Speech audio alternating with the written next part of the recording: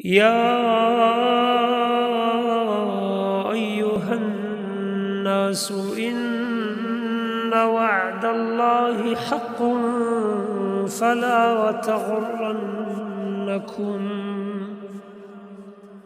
فلا تغرنكم الحياة الدنيا ولا يغرنكم بالله الغرور. إن الشيطان لكم عدو فاتخذوه عدوا إنما يدعو حزبه ليكونوا من أصحاب السعير. الذين كفروا لهم عذاب شديد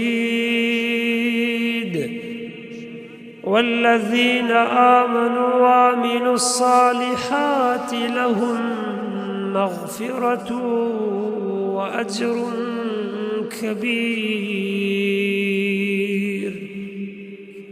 أفمن زين له سوء عمله فرآه حسنا فإن الله يضل من يشاء ويهدي من يشاء